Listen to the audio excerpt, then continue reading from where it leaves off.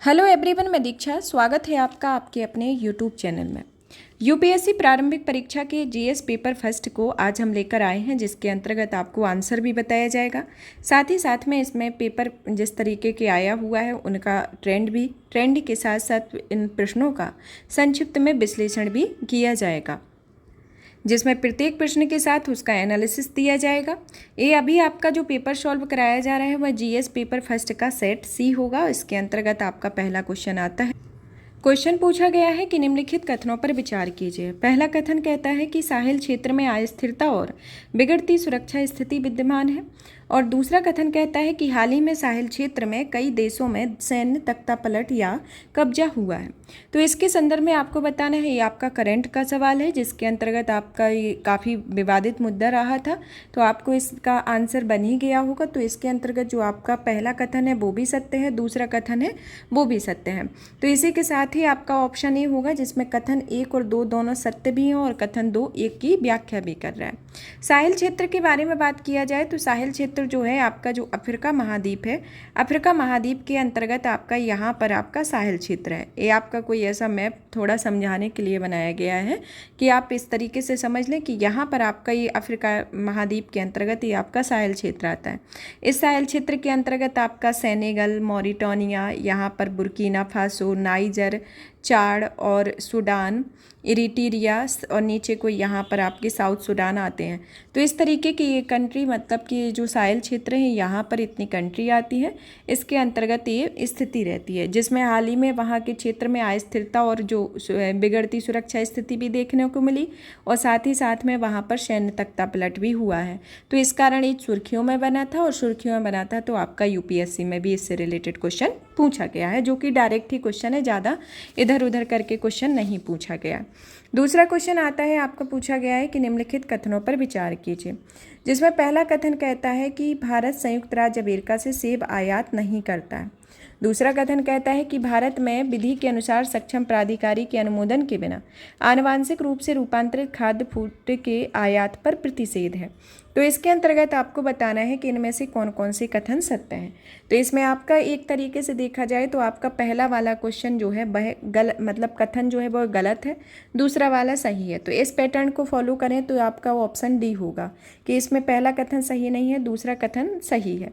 तो इसका जो एक वो देखा जाए तो अभी आपकी 2 दिसंबर में एक रिपोर्ट प्रकाशित हुई थी, जिसमें 2022-23 के संदर्भ में सितंबर अक्टूबर के आसपास का एक डेटा प्रकाशित किया गया था कि यूएसए के द्वारा आपका 50,000 जो बॉक्स थे एप्पल के, सेब के, वो भारत के लिए इंपोर्ट किए गए थे, आयात किए गए थे। तो इसके कारण ये आयात किए गए थे।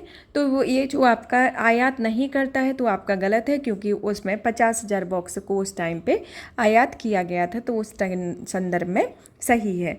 तो इस कारण से आपका ये गलत होता है और दूसरा वाला सही है। अब नेक्स्ट क्वेश्चन आता है 3 नंबर का, जिसमें पूछा गया है लोकसभा अध्यक्ष के बारे में। लोकसभा अध्यक्ष के संदर्भ में निम्नलिखित कथनों पर विचार कीजिए। पहला आता है कि लोकसभा के अध्यक्ष को हटाने का कोई संकल्प विचाराधीन है तब, मतलब कि जब लोकसभा अध्यक्ष को हटाया जाता है तो उनके संदर्भ में कौन सा संकल्प विचाराधीन है, इसके संदर्भ में बताना है। तो इसमें पहला कथन आता है आपका कि यह पीठासीन नहीं होगा। दूसरा आता है कि उसे बोलने का अधिकार नहीं होगा। तीसरा आता है कि वह संकल्प पर प्रथमता मत देने के हकदार नहीं होगा। तो इसके अंतर्गत बताना है कि इसमें से कौन सा सही है। तो इसके अंतर्गत आपका देखा जाए तो सिर्फ ये ही कथन सही है, केवल एक सही है, क्योंकि ये तो कतई नहीं होगा कि बोलने का अधिकार नहीं होगा, क्योंकि किसी के बोलने के अधिकार को नहीं रोक सकते हैं, ये भी है। और इसमें मत देने का अधिकार होगा इसमें, तो इस कारण से ये भी आपका मतलब कि इसमें ये भी गलत है। तो इसमें आपका जो सही वाला कथन है वह सिर्फ ये है कि वह पीठासीन नहीं होगा, तभी उसमें अध्यक्ष को हटाने का जब संकल्प विचाराधीन होगा तो वो पीठासीन नहीं होगा, लेकिन उसे अधिक बोलने का अधिकार भी होगा और मत देने का भी अधिकार होगा।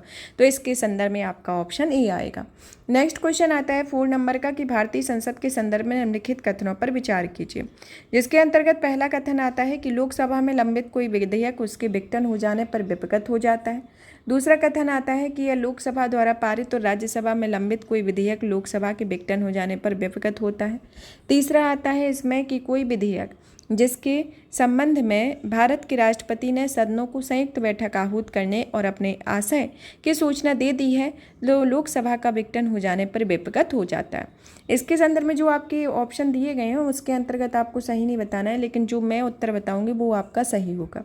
तो इसमें आपका जो देखा जाए तो जैसे कि जब कोई विधेयक लोकसभा में विघटित मतलब कि लोकसभा में लंबित कोई विधेयक उसके विघटन हो जाने पर विपगत हो जाता है, तो ये आपकी बात सही है, क्योंकि लोकसभा का ही कोई औचित्य नहीं रहेगा तो इसमें जो लंबित विधेयक रहेगा वो भी उसका विघटित हो जाएगा।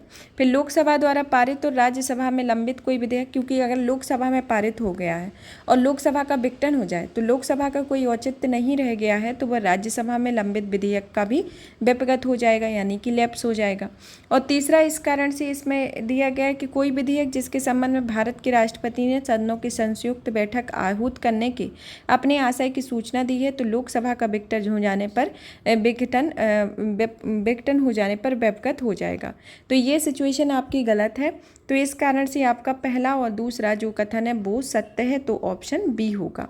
नेक्स्ट क्वेश्चन आता है 5th नंबर का, जिसमें पूछा गया है कि भारत की संसद के संदर्भ में कि निम्नलिखित कथनों पर विचार कीजिए। जिसमें पहला कथन पूछा गया है कि भारत के राष्ट्रपति द्वारा किसी सदन के सत्रावसान के लिए मंत्रिपरिषद के परामर्श की आवश्यकता नहीं है।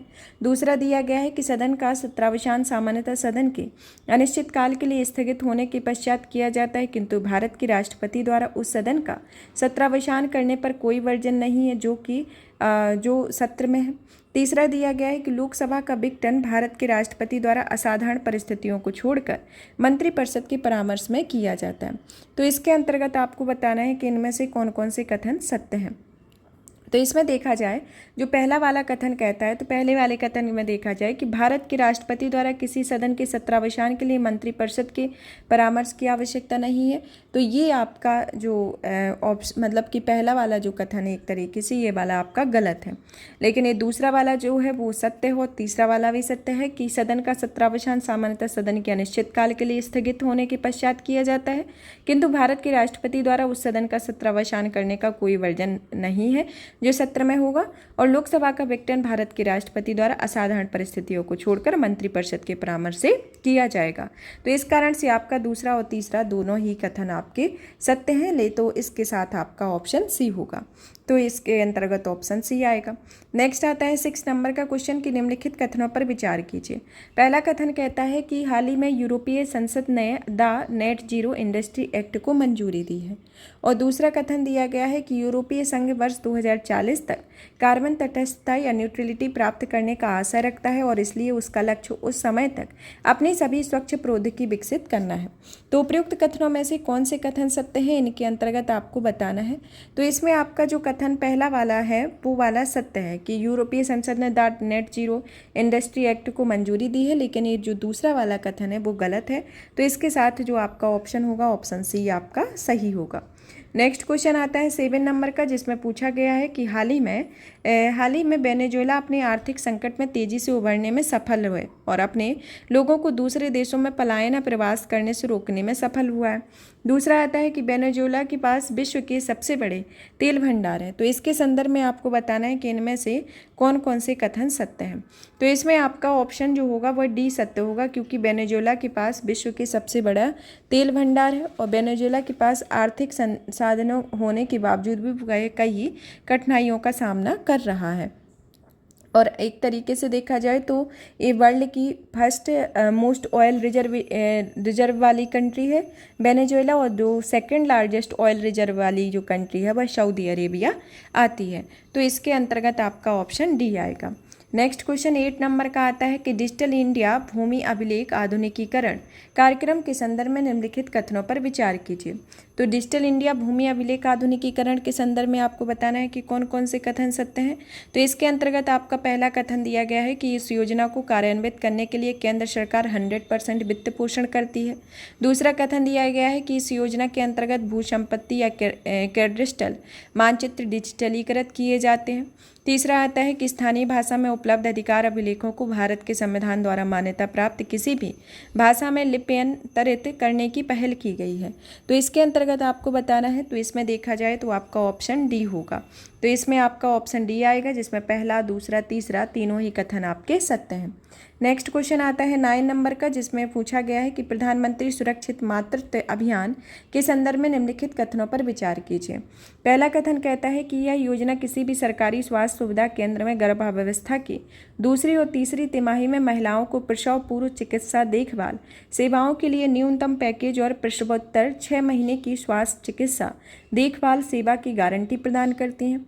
और दूसरा कथन आता है कि इस योजना के अंतर्गत कुछ विशिष्टताओं वाले निजी क्षेत्र के स्वास्थ्य देखभाल सेवा प्रदाता स्वेच्छा से नज़दीकी सरकारी स्वास्थ्य सुविधा केंद्रों में सेवाएं प्रदान कर सकते हैं। तो इसके अंतर्गत आपको बताना है कि इनमें कौन कौन से कथन सत्य हैं। तो इसमें आपका जो दूसरा वाला कथन है वो तो सत्य दिया गया है। तो दूसरा कथन सत्य और पहला कथन क्यों सत्य नहीं है? क्योंकि यहाँ जो प्रसवोत्तर समय की जो 6 महीने की गारंटी है वह 6 महीने की कोई गारंटी उसके अंतर्गत नहीं दी गई है। और इसे मतलब कि एक जो इतना तो आपका आधा वाला तो क्वेश्चन इसका सही है।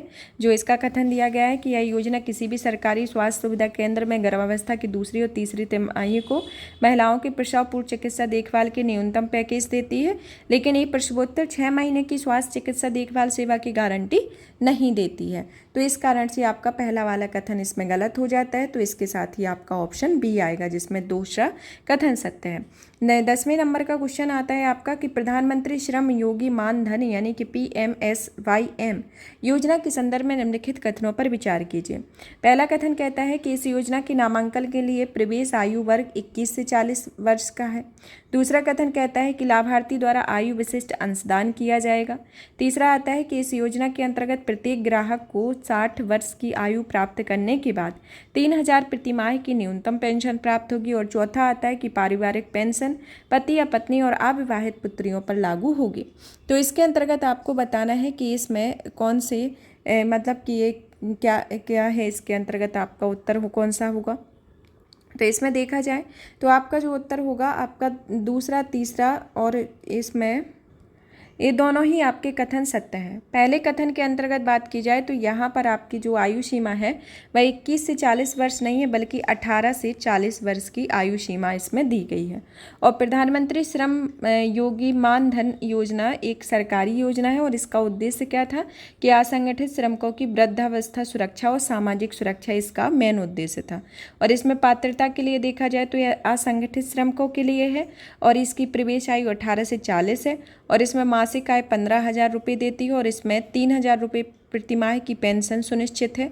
और यह स्वैच्छिक और अंशदायी पेंशन योजना है और भारत सरकार द्वारा इसमें समतुल्य अंशदान दिया जाता है। तो इसके संदर्भ में इसकी ये प्रमुख विशेषताएं होती हैं। तो इसके साथ आपका जो दूसरा और तीसरा जो कथन है वह सत्य है, लेकिन जो पहला और चौथा है वो गलत है। तो इस कारण से आपका ऑप्शन बी होगा। तो अब नेक्स्ट क्वेश्चन आता है 11वें नंबर का, कि इसमें पूछा गया है कि नारी शक्ति वंदन अधिनियम के संदर्भ में निम्नलिखित कथनों पर विचार कीजिए। तो नारी शक्ति वंदन अधिनियम के संदर्भ में पूछा गया है, जिसमें पहला दिया गया है कि ये उपबंध 18वीं लोकसभा से प्रभावी होंगे। दूसरा आता है इसके अंतर्गत कि यह अधिनियम बनने के बाद यह 15 वर्षों के प्रवर्तन में होगा। तीसरा दिया गया है कि इसे अनुसूचित जातियों के लिए आरक्षित कोटे के भीतर अनुसूचित जनजातियों की महिलाओं के लिए स्थानों के आरक्षण उपलब्ध है। तो इसमें आपका एक तरीके से देखा जाए तो ये जो आपका पहला वाला कथन है वो गलत है, क्योंकि 18वीं लोकसभा में इसको लागू करने का नहीं कहा था, बल्कि इसे 19वीं लोकसभा में कहा था, जिसमें लोकसभा के लिए महिलाओं के प्रतिनिधित्व को 33% और इसी तरीके से विधानसभाओं में 1/3 के बारे में ये बात करता है कि इतने आप महिला आरक्षण के संदर्भ में दिया जाएगा। तो ये आपके जो लागू होगा वो आपका 18वीं लोकसभा से नहीं, बल्कि इसे 19वीं लोकसभा से लागू किया जाएगा, जिस कारण से आपका पहला कथन गलत होता है। अब अगर इसमें पहला कथन गलत होता है तो इसमें आप अगर एलिमिनेशन मेथड का यूज करते हैं तो आपका सिर्फ ऑप्शन सी बचेगा, क्योंकि इसके तीनों ही ऑप्शन में आपका पहला पहला है, लेकिन आपका सी जो ऐसा है कि उसमें दूसरा और तीसरा है, तो आपका ऑप्शन सी होगा। तो इसमें एलिमिनेशन मेथड का आप यूज करके भी क्वेश्चन को सॉल्व कर सकते थे। अब आता है जो 12वें नंबर का क्वेश्चन कि अभ्यास मित्र शक्ति 2023 के संदर्भ में निम्नलिखित कथनों पर में से कौन सा कथन सही है। अभ्यास मित्र शक्ति के बारे में बात की जाए तो इसमें अभ्यास मित्र शक्ति आपका भारत और श्रीलंका के बीच की है और ना कि ये भारत और बांग्लादेश की। तो इसमें पहला ही आपका गलत है कि यह जो संधि है यह आपकी सैन्य अभ्यास है, यह भारत और श्रीलंका के मध्य है। अब बांग्लादेश के मध्य संयुक्त सैन्य अभ्यास है, जो कि गलत है। दूसरा, इसका प्रारंभ औंध पुणे में हुआ था। यह आतंकवाद विरोधी अभियानों के दौरान संयुक्त प्रतिक्रिया इस अभियान का एक लक्ष्य था और भारतीय वायुसेना इस अभ्यास का एक हिस्सा था। तो इस कारण से आपका दूसरा, तीसरा, चौथा जो है वह सही है और आपका पहला ही गलत है। तो पहला जिसमें गलत है तो आपका ऑप्शन डी जो है उसमें पहला नहीं है, इसमें 2, 3, 4 है। तो अगर आपको ये ऊपर का अकेला एक पता होगा तो आपका ये क्वेश्चन आपका सही होगा। तो इसमें ज़्यादा इधर उधर का नहीं है। अगर अभ्यास मित्र शक्ति, क्योंकि आपने जितनी भी एक्सरसाइज है वो पढ़ के गई होंगे तो आपको ये पता ही होगा कि ये भारत और श्रीलंका के बीच की ये मित्र शक्ति है, अब संयुक्त सैन्य अभ्यास है। अब आता है आपका 30 नंबर का क्वेश्चन कि प्रतिषेध रिट अभ्यास उच्चतम न्यायालय या उच्च न्यायालय द्वारा किसी या किस प्रयोजन से जारी किया जाता है। तो इसके संदर्भ में ये प्रतिषेध रिट के बारे में बात करता है। तो इसमें उच्चतम न्यायालय, उच्च न्यायालय को ये आपकी 5 तरीके की रिट दी जाती है ना, बंदी, प्रत्यक्षीकरण, प्रतिषेध, उत्प्रेषण, परिवेक्षा, मतलब कि ये 5 तरीके की रिट होती हैं। तो इसमें आपकी जो पूछी गई है प्रतिषेध रिट के बारे में, तो इसमें ऑप्शन ये दिया गया है कि किसी सरकारी अधिकारी को उसे किसी विशिष्ट कार्यवाही करने के प्रतिषेध करने के लिए। ऑप्शन बी दिया गया है कि संसद या विधान सभा को मद्य निषेध पर कोई विधि पारित करने के लिए। ऑप्शन डी सी दिया गया है कि निचली अदालत को किसी मामले में कार्यवाही जारी रखने की प्रतिषेध करने के लिए। और ऑप्शन डी दिया गया है कि सरकार को उसे किसी असंवैधानिक नीति का अनुपालन करने से प्रतिषेध करने के लिए। तो इसके संदर्भ में देखा जाए तो इसमें आपका ऑप्शन सी होगा, क्योंकि प्रतिषेध रिट जो है वह उच्चतम या उच्च न्यायालय द्वारा आपकी निचली अदालतों को किसी मामले में कार्यवाही जारी रखने का प्रतिषेध करने के लिए होती हैं। तो इस कारण से ऑप्शन सी होगा। 14वें नंबर का क्वेश्चन आता है कि निम्नलिखित कथनों पर विचार कीजिए। पहला कथन कहता है कि यह राज्य वह राज्य का राज्यपाल है जो उस राज्य के किसी समुदाय को अनुसूचित जनजाति के रूप में मान्यता देता है और घोषित करता है। दूसरा आता है इसके अंतर्गत कि किसी राज्य में अनुसूचित जनजाति के रूप में घोषित किसी समुदाय के लिए आवश्यक नहीं है कि दूसरे राज्य में भी ऐसा हो। तो इस संदर्भ में आपको बताना है कि इनमें कौन सा कथन सत्य है। तो इसमें देखा जाए तो आपका दूसरा वाला कथन सत्य है, लेकिन पहला वाला गलत है, क्योंकि इनका जो संदर्भ है वह राष्ट्रपति के संदर्भ में आता है। भारतीय संविधान का जो अनुच्छेद 342 का क्लॉज 1 है वो कहता है कि अनुसूचित जनजातियां राष्ट्रपति किसी भी राज्य या केंद्र शासित प्रदेश के संदर्भ में जहां वह एक राज्य है वहां के राज्यपाल से परामर्श के बाद एक सार्वजनिक अधिसूचना द्वारा जनजातियों या आदिवासी समुदाय और उनके भाग को निर्दिष्ट कर सकता है। तो इसके संदर्भ में आता है। तो यहाँ आपका राज्य का राज्यपाल दिया गया है, तो राज्य का राज्यपाल ना होकर यहाँ पर राष्ट्रपति होगा और ये प्रावधान जो है वह अनुच्छेद 342 के क्लॉज 1 के अंतर्गत दिया गया है। अब आता है इस कारण से आपका जो ऑप्शन बी है वह सही होगा। नेक्स्ट क्वेश्चन आता है 15 नंबर का, जिसमें पूछा गया है कि केंद्रीय बजट या यूनियन बजट के संदर्भ में निम्नलिखित कथनों पर विचार कीजिए। पहला कथन कहता है कि प्रधानमंत्री की ओर से केंद्रीय वित्त मंत्री संसद के दोनों सदनों के समक्ष वार्षिक वित्तीय विवरण रखते हैं। दूसरा आता है कि केंद्रीय यूनियन स्तर पर भारत के राष्ट्रपति की अनुशंसा के बिना अनुदानों की मांग नहीं की जा सकती है। तो इसके अंतर्गत आपको बताना है कि इनमें से कौन से कथन सत्य हैं। तो कौन से कथन सत्य के संदर्भ में बात की जाए तो इसमें आपका दूसरा वाला कथन सत्य है, लेकिन पहला वाला गलत है। क्योंकि इसमें पहला वाला इस कारण से गलत है क्योंकि यह प्रधानमंत्री की ओर से नहीं, ना कि इसमें यहाँ पर होगा केंद्रीय वित्त मंत्री की संसद, ये आपका होगा यहाँ पर राष्ट्रपति होगा। तो इस जगह पे आपका राष्ट्रपति होगा, तो इस कारण से आपका ऑप्शन बी इसमें सही होगा, पहला वाला इसमें गलत होगा। तो इसमें आपका केवल 2 सही आएगा। 16वें नंबर का क्वेश्चन है कि निम्नलिखित में से कौन से द इंडिया बे और वाई भारत मैटर्स पुस्तकों के लेखक हैं। तो इसके अंतर्गत आपको बताना है। तो इसमें आपका option A Bhupendra Yadav, option B Nalin Mehta, option C Shashi Tharoor, option D Subrahmanyam Jaykar. तो ये आपके विदेश मंत्री सुब्रमण्यम जयकर हैं, जो इनकी किताब है कि द इंडिया बे और वाई भारत मैटर्स। तो ये इनकी दोनों किताबें हैं एस जयशंकर की, यानी कि सुब्रमण्यम जयशंकर की, जो कि वर्तमान में वित्त मंत्री हैं। अब आते हैं नेक्स्ट 17वें नंबर का क्वेश्चन कि निम्नलिखित युग्मों में विचार करना है, जिसमें देश और समाचार में रहने के कारण बताए गए। जिसमें पहला आता है आपका अर्जेंटीना और सबसे खराब आर्थिक संकट। दूसरा आता है इसके अंतर्गत आपका दिया गया है सूडान, देश की नियमित सेना और अर्धसैनिक बलों के मध्य युद्ध के बारे में। तुर्की जो है नाटो को अपनी सदस्यता निरस्त कर दी है। तो इसके संदर्भ में आपको बताना है कि इनमें कौन कौन से कथन सत्य हैं। तो इसमें आपका पहला और दूसरा कथन ये है जो सत्य है कि अर्जेंटीना सबसे खराब आर्थिक संकट, सूडान में देश की नियमित सेना और अर्धसैनिक बलों के मध्य युद्ध है। और आपका ये जो तीसरा वाला है वह गलत है, क्योंकि तुर्की ने इसकी सदस्यता ग्रहण की है, ना कि इसकी निरस्त की है। तो इसने सदस्यता को ग्रहण किया है। तो इस कारण से देखा जाए तो केवल 2 ही कथन सत्य होते हैं, तो ऑप्शन बी आएगा। नेक्स्ट आता है 18वें नंबर का क्वेश्चन कि निम्नलिखित कथनों पर विचार कीजिए। पहला कथन आता है कि सुमेट पाइपलाइन यूरोप को जाने वाले फारस की खाड़ी के तेल और प्राकृतिक गैस नौभार या शिपमेंट के लिए एक रणनीतिक मार्ग है। दूसरा कथन आता है कि सुमेट पाइपलाइन लाल सागर को भूमध्य सागर से जोड़ती है। तो उपयुक्त कथनों में से निम्नलिखित में से कौन सा कथन सत्य है, इसके अंतर्गत आपको बताना है। तो इसमें सुमेट पाइपलाइन के बारे में पूछा गया है। तो सुमेट पाइपलाइन के संदर्भ में देखा जाए तो आपके दोनों ही कथन सत्य हैं कि ये पाइपलाइन जो है जो यूरोप के से जाने वाली फारस की खाड़ी के तेल और प्राकृतिक गैस में एक शिपमेंट के रूप में एक रणनीतिक मार्ग भी होता है, और यह लाल सागर को भूमध्य सागर से जोड़ती है। तो यहाँ आपका यूरोपीय कंट्री आती है, यहाँ आपका भूमध्य सागर आता है, यहाँ आपका रेड सी आता है।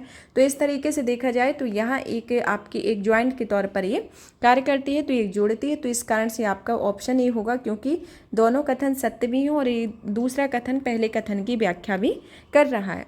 नेक्स्ट क्वेश्चन आता है 19 नंबर का कि निम्नलिखित कथनों पर विचार कीजिए। पहला कथन आता है कि लाल सागर में किसी भी रूप में बहुत कम वर्षण होता है। दूसरा आता है कि लाल सागर में नदियों से जल का प्रवेश नहीं होता है। तो उपयुक्त कथनों में से कौन से कथन सत्य हैं, इसके अंतर्गत आपको बताना है। तो इसके अंतर्गत आपके दोनों ही कथन सत्य हैं, क्योंकि लाल सागर में किसी भी रूप में बहुत कम वर्षण भी होता है और नदियों में से जल का प्रवेश नहीं होता है। तो दोनों ही कथन आपके सत्य होंगे, तो ऑप्शन सी आएगा। 20वें नंबर का क्वेश्चन आता है कि पर्यावरण संरक्षण एजेंसी या EPA के अनुसार निम्नलिखित में से कौन सा सल्फर डाइऑक्साइड उत्सर्जनों का सबसे बड़ा स्रोत है। तो सल्फर डाई उत्सर्जनों के संदर्भ में आपको बताना है कि इनमें से कौन कौन से कथन आते, मतलब कि कौन सा ऑप्शन ही सही है। ऑप्शन ए दिया गया है कि जीवाश्म ईंधनों का उपयोग करने वाले रेल इंजन। ऑप्शन बी दिया गया है कि जीवाश्म ईंधनों का उपयोग करने वाले जहाज। ऑप्शन सी अयस्कों से धातुओं का निष्कर्षण। ऑप्शन डी जीवाश्म ईंधनों का उपयोग करने वाले विद्युत संयंत्र। तो इसके अंतर्गत जो आपका उत्तर होगा ऑप्शन डी आएगा कि जीवाश्म ईंधनों का उपयोग करने वाले विद्युत संयंत्र आएंगे। अब नेक्स्ट क्वेश्चन आता है 21 नंबर का, जिसमें पूछा गया है कि दिसंबर 2023 तक भारत सरकार द्वारा कितने परिसीमन आयोग गठित किए गए हैं। तो इसमें बताना है कि कितने अभी तक परिसीमन आयोग दिसंबर 2023 तक गठित किए गए हैं। तो इसमें आपके 4 परिसीमन आयोग गठित किए गए हैं, तो आपका ऑप्शन डी होगा। जिसमें आपका पहला जो गठित हुआ था वह 1952 में हुआ था, दूसरा 1963 में हुआ था, तीसरा 1973 में हुआ था, और जो चौथा हुआ था वह 2002 में हुआ था। तो इस तरीके से आपके 4 परिसीमन आयोग का गठन हुआ था, तो ऑप्शन डी होगा। नेक्स्ट आता है कि संविधान की 71वीं संविधान संशोधन अधिनियम 1992 में निम्नलिखित में से किस भाषा को शामिल करने के लिए संविधान की 8वीं अनुसूची में संशोधन किया गया। तो इसके अंतर्गत आपको बताना है कि इसमें कौन कौन सी हैं, जैसे कोंकणी, मणिपुरी, नेपाली या आपका आता है वो मैथिली। तो इसमें देखा जाए तो आपकी ये जो 3 स्टार्टिंग के हैं, तो तीनों को तो 71वीं संविधान संशोधन के द्वारा जोड़ा गया था, लेकिन मैथिली को बाद में जोड़ा गया था।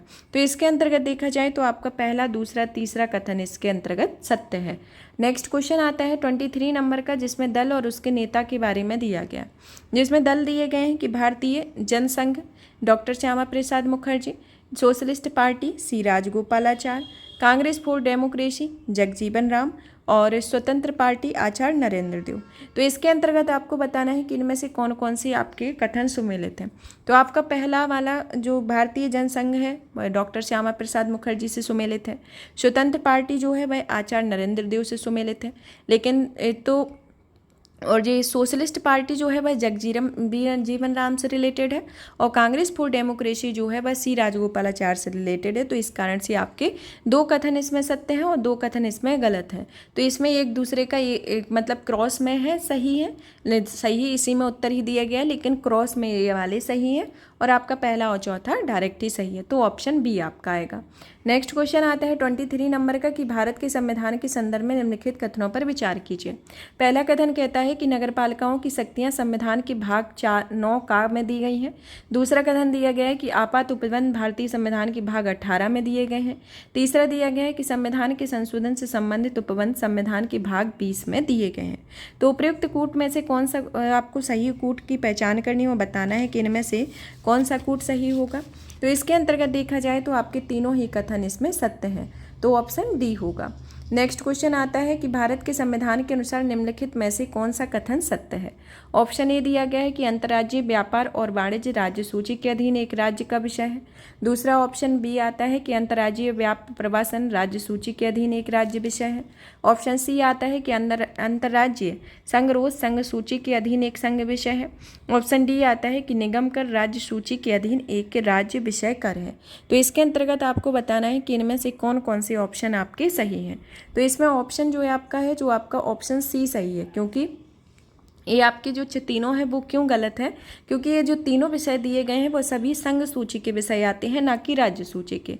और आपका अंतर्राज्यीय संगरोध भी आपका संघ सूची का आता है। तो इसमें जितने भी ऑप्शन दिए गए हैं सभी संघ सूची के विषय हैं, और इसके अंतर्गत आपका ये इसमें ऑप्शन सी सही है।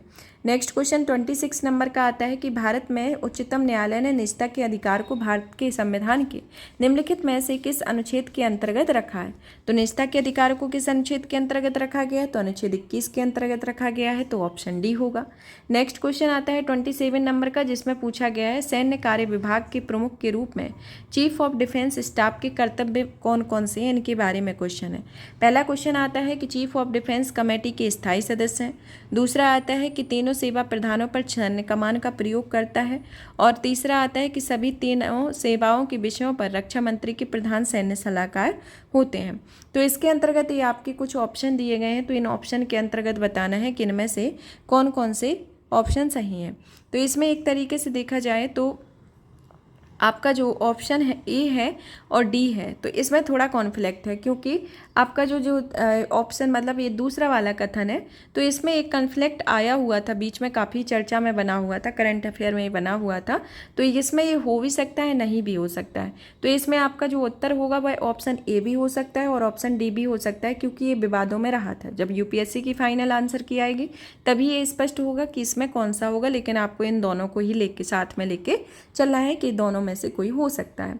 अब आता है कि मूलभूत आवश्यकताओं को पूरा करते सहित दूरस्थ क्षेत्रों में स्थानीय जन समुदाय के उत्थान के लिए सेना द्वारा संचालित अभियान ऑपरेशन को क्या कहा जाता है। तो आपको इसके अंतर्गत बताना है कि इनमें कौन सा ऑप्शन मतलब ये वाला रहेगा। तो इसमें जन समुदायों के उत्थान के लिए सेना में संचालित अभियान को ऑपरेशन सद्भावना कहा गया है। तो इसके अंतर्गत कौन सा होगा, ऑप्शन सी आएगा। नेक्स्ट आता है 29 नंबर का क्वेश्चन कि विश्व में किन्हीं दो देशों के मध्य सबसे लंबी सीमा निम्नलिखित में से किनके मध्य होती है। तो इसमें सबसे लंबी सीमा किनके मध्य है, या कनाडा और संयुक्त राज्य अमेरिका के मध्य है। तो सबसे लंबी सीमा कहाँ पर है, कनाडा और संयुक्त राज्य अमेरिका की, जो कि 5225 माइल या 8891 किलोमीटर की ये इनके बीच की जो लंबी सीमा है वह इतनी लंबी है, और यह विश्व की सबसे लंबी सीमा है। जिसमें यूएस की जो मतलब कि यूएस की कितनी कंट्री आती हैं, आपकी 13 कंट्री आती हैं, और कनाडा की इसमें 8 कंट्री इसके अंतर्गत आती हैं। मतलब कि यूएस के 13 स्टेट आती हैं और 8 के कैनेडियन टेरिटरी के अंतर्गत 8 आते हैं। तो ये सबसे बड़ी है और यह दुनिया का सबसे बड़ा जलीय मार्ग भी है। तो ये आपको इसमें ध्यान रखना है, जो 90 डिग्री लाइन पर बनी हुई है। तो ऑप्शन ये होगा। नेक्स्ट आता है आपका 30 नंबर का क्वेश्चन कि लोकसभा में आचार समिति के संदर्भ में निम्नलिखित कथनों पर विचार कीजिए। पहला कथन आता है कि यह प्रारंभ में यह तदर्थ समिति थी। दूसरा आता है कि केवल लोकसभा का सदस्य ही किसी लोकसभा सदस्य के अनैतिक आचरण से संबंधित शिकायत कर सकता है। तीसरा आता है कि यह समिति किसी ऐसे मामले पर विचार नहीं कर सकती है जो बेआयाधीन हो। ये जो आपका इस टाइम पे जो आचार समिति के संदर्भ में जो मोइत्रा का जो केस चला हुआ था, उन जो उनका संसद से निलंबन कर दिया गया था, तो उस टाइम पे इससे रिलेटेड काफ़ी चर्चा में रही थी। तो ये करंट अफेयर से ही रिलेटेड है आपका, उसी टाइम पे ये काफ़ी चर्चा में रहा, तो उसके कारण ही आया। तो इसमें आपका जो पहला और तीसरा है वो सत्य है, कि इसमें आपका ये तदर्थ समिति थी और यह समिति किसी ऐसे मामले पर विचार नहीं कर सकती जो न्यायाधीन हो। और आपका जो ये वाला ऑप्शन बी है वह गलत है, जो अनैतिक आचरण से संबंधित शिकायत कर सकता है, तो ये आपका ये वाला गलत है। तो इसके साथ ही देखा जाए तो आपका ऑप्शन सी होगा। तो 1 और 3 इसके अंतर्गत सही है। नेक्स्ट क्वेश्चन आता है 31 नंबर का, जिसमें पूछा गया है कि डॉक्टर राजेंद्र प्रसाद के कार्यभार संभालने के पहले संविधान सभा के अस्थायी सभापति कौन से रहे हैं।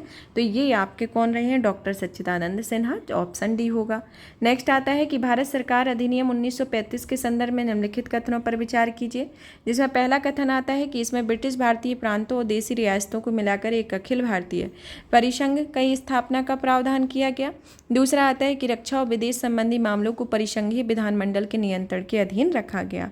तो इसके अंतर्गत आपको बताना है कि इसमें कौन सा कथन सत्य है। तो इसके अंतर्गत देखा जाए तो आपका ऑप्शन 1 ही सही है, कि इसके अंतर्गत देखा जाए तो क्योंकि ये तो आपका अखिल भारतीय परिसंघ का निर्माण करता है, लेकिन जो दूसरा वाला कथन है वो इस कारण से गलत है क्योंकि यहाँ पर जो परिसंघीय विधानमंडल के अधीन नहीं रह सकती हैं, बल्कि ये ब्रिटिश भारतीय सेना के नियंत्रण में, मतलब कि वायसराय के अधीन ये सेना रहती हैं। जैसे कि रक्षा, विदेश मामले, वित्तीय दायित्व और ब्रिटिश भारतीय सेना को नियंत्रित करने का जो मतलब कि जो जिसके अंडर में रहती थी, तो वो वायसराय थे, उनके अंदर में ये रहती थी, ना कि ये परिसंघीय विधानमंडल के नियंत्रण में। तो इस कारण से आपका दूसरा वाला कथन गलत है, पहला वाला इसमें कथन सत्य है। नेक्स्ट आता है 33 नंबर का क्वेश्चन, जिसमें पूछा गया है कि निम्नलिखित में से कौन से नाटककार भास की रचना है। तो इसमें आपको बताना है कि इसमें भास की रचना कौन सी है। तो भास की रचना देखी जाए तो इसमें आपकी ऑप्शन सी है। तो ये मध्यम व्यायाम योग जो है वह भास की रचना है, क्योंकि इनकी भास की रचनाओं की बात की जाए तो यह संस्कृत नाटक साहित्य के प्राचीन और प्रमुख नाटककार रहे हैं, जिन्होंने कुल 13 रूपक इनके रहे हैं और इनकी जो सबसे प्रमुख रही है दूत घटोत्कच इनकी प्रमुख इनका नाटक रहा है। तो इनके संदर्भ में ये प्रमुख नाटककार के संदर्भ में आता है, जिसमें आपका ये ऑप्शन है। तो ऑप्शन सी होगा, जिसमें मध्यम व्यायाम होता है। नेक्स्ट क्वेश्चन 34 नंबर का आता है कि संघभूति एक भारतीय बौद्ध भिक्षु जिन्होंने 4वीं शताब्दी ईस्वी के अंत में चीन की यात्रा की, तो निम्नलिखित में से किस पर भाष्य के लेखक थे। तो आपको इसमें के अंतर्गत बताना है किस भाष्य के लेखक थे। तो इसके आपके ऑप्शन सी होगा, जो कि सर्वास्तिवाद विनय के ये लेखक रहे हैं। तो ऑप्शन सी होगा। नेक्स्ट क्वेश्चन आता है 35 नंबर का कि यूनेस्को द्वारा जारी विश्व धरोहर सूची में शामिल की गई निम्नलिखित संपत्तियों पर विचार करना है। तो इसके अंतर्गत आपको बताना है कि इनमें से कौन कौन सी चीज़ें मतलब कि 2023 में शामिल की गई थी। तो 2023 में कौन कौन सी शामिल की गई थी। तो आपका शांति निकेतन शामिल किया गया था, होयसल के पवित्र मंदिर शामिल किए गए थे। तो इसके अंतर्गत देखा जाए तो आपके केवल 2 ही सही हैं, तो ऑप्शन बी होगा। तो ये जो रानी की बाव है वो पहले की गई थी और इसके अंतर्गत तो आपके 2 आते हैं, तो 2 ही सत्य होंगे। नेक्स्ट आता है 36 नंबर का कि भारत के संविधान के अनुच्छेद 368 के अनुसार संसद निम्नलिखित में से किसे के द्वारा संविधान के किसी उपबंध में संशोधन कर सकती है। पहला दिया गया है परिवर्धन, दूसरा परिवर्तन, तीसरा निरसन। तो इसके अंतर्गत आपको बताना है। तो इसमें अगर देखा जाए तो ऑप्शन डी है, क्योंकि ये तीनों के अंतर्गत संसद इसमें संशोधन कर सकती है। नेक्स्ट क्वेश्चन 37 नंबर का आता है, जिसमें पूछा गया है कि निम्नलिखित देशों पर विचार करना है।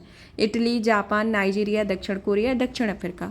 तो उपयुक्त में से किन देशों को प्रायः मीडिया में उनकी निम्न दर और अथवा वृद्धोन्मुख जनसंख्या अथवा हिरासमान जनसंख्या के लिए किया जाता है। तो इसके अंतर्गत आपको बताना है। तो इसमें आपका इटली है, इटली भी आएगा। इसके अंतर्गत जापान भी आएगा, जापान के साथ साउथ कोरिया भी आएगा।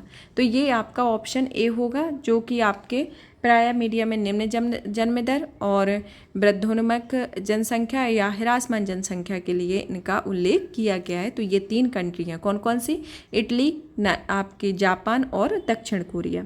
नेक्स्ट क्वेश्चन आता है 38 नंबर का कि संसद में धन विधेयक के संदर्भ में निम्नलिखित कथनों पर विचार कीजिए।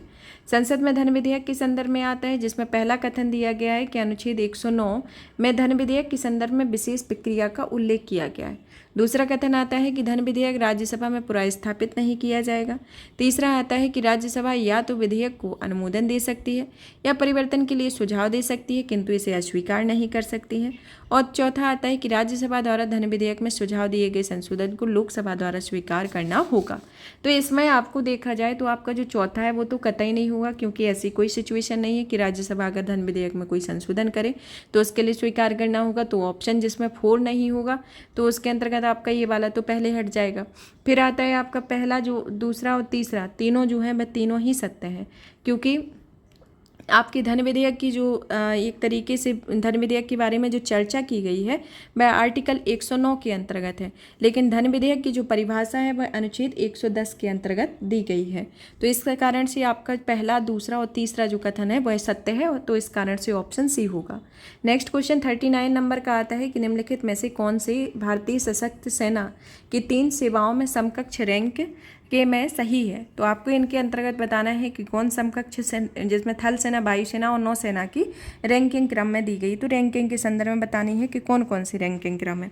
तो इसमें देखा जाए तो आपका ऑप्शन बी है, क्योंकि इसमें पहला और तीसरा जो है वो मिला हुआ है कि ब्रिगेडियर इसमें थल सेना में होता है, वायुसेना में एयर कमोडोर और नौसेना में कमांडर होते हैं, और इसमें मेजर इसमें होते हैं थल सेना में, इसमें स्क्वाड्रन लीडर होते हैं और इसमें लेफ्टिनेंट कमांडर होते हैं। तो पहला और तीसरा इसके अंतर्गत सत्य होंगे, तो ऑप्शन बी आएगा।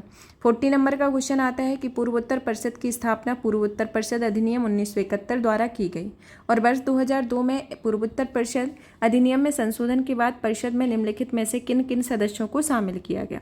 पहला आता है संगठक राज्य का राज्यपाल, दूसरा संगठक राज्य का मुख्यमंत्री, तीसरा भारत के राष्ट्रपति द्वारा नाम निर्दिष्ट 3 सदस्य, चौथा आता है भारत के गृह मंत्री। तो इसके अंतर्गत आपको बताना है, तो इसमें आपका जो उत्तर था वह ऑप्शन डी था, जिसमें चारों ही कथन आपके सत्य थे। नेक्स्ट क्वेश्चन 41 नंबर का आता है, जिसमें पूछा गया है कि निम्नलिखित कथनों पर विचार कीजिए। पहला कथन कहता है कि यदि संयुक्त राज्य अमेरिका अपने ऋण पर चूक करता है तो यूएस ट्रेजरी बॉन्डों के धारक भुगतान प्राप्त करने के लिए अपने दावों का प्रयोग नहीं कर पाएंगे। दूसरा कथन आता है कि यूएसए सरकार का ऋण कोई मूर्त परिसंपत्तियों द्वारा समर्थित नहीं है, बल्कि केवल सरकार के विश्वास से समर्थित है।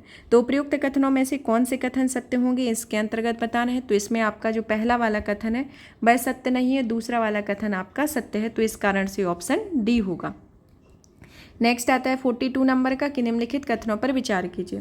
पहला कथन कहता है कि सामूहिक उधार बहु उधारदाताओं के मध्य उधारकर्ता की चूक या डिफॉल्ट का जोखिम बढ़ाता है।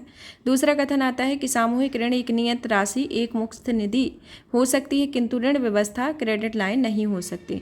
तो उपयुक्त के संदर्भ में निम्नलिखित कथनों में से कौन से कथन सत्य हैं, इसके अंतर्गत आपको बताना है।